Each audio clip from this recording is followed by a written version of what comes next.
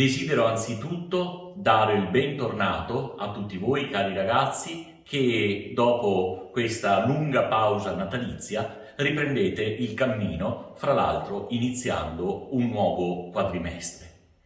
Ma desidero anche dare il benvenuto a molti di voi che per la prima volta si affacciano nella nostra scuola e iniziano un nuovo percorso, magari avendo lasciato precedenti esperienze scolastiche, amicizie, rapporti e relazioni. Davvero spero che qui in Barbarigo possiate trovarvi bene e possiate dare il meglio di voi, secondo quella che è la nostra filosofia, aiutarvi a stare bene perché voi possiate fare bene e dare il meglio di voi. E questo naturalmente vale anche per gli studenti che già da tempo frequentano la nostra scuola.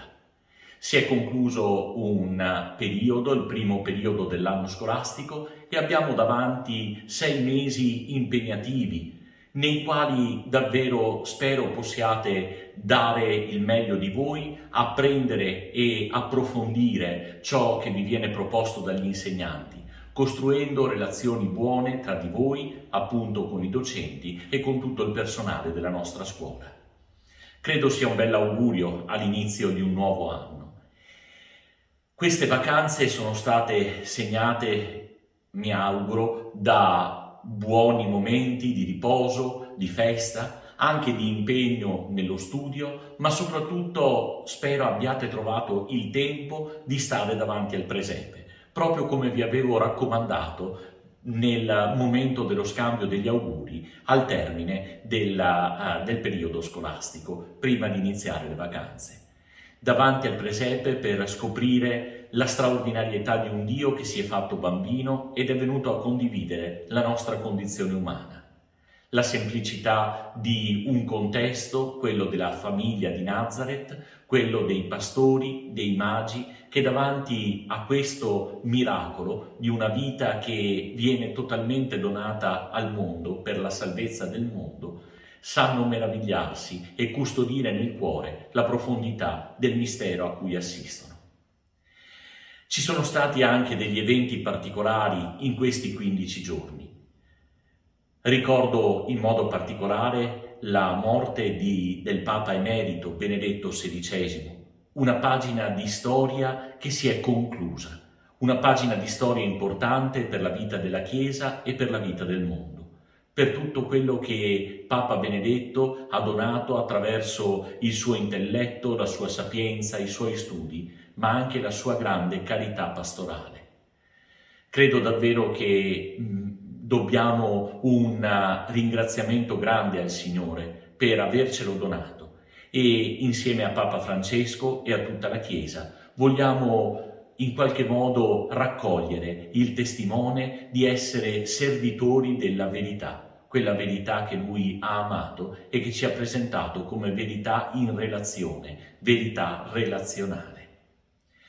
Ci sono stati anche 2 episodi importanti relativi al mondo dello sport. Sono venuti a mancare 2 grandi campioni che hanno saputo essere grandi uomini nella vita e nello sport. Molti di voi penso abbiano condiviso quello che è stato raccontato di loro in questi giorni.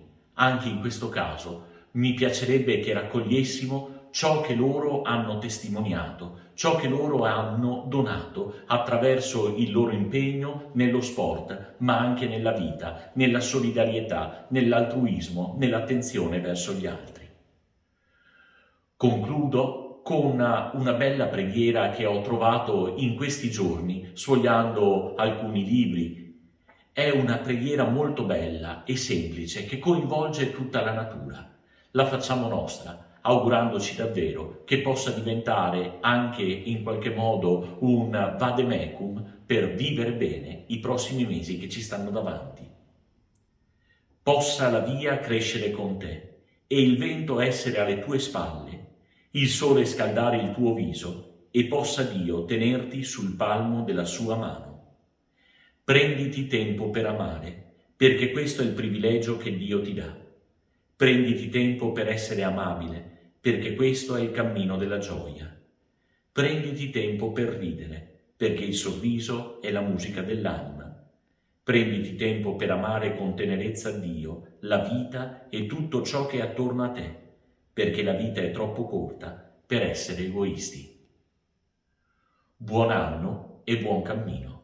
Nel nome del Padre e del Figlio e dello Spirito Santo. Amen.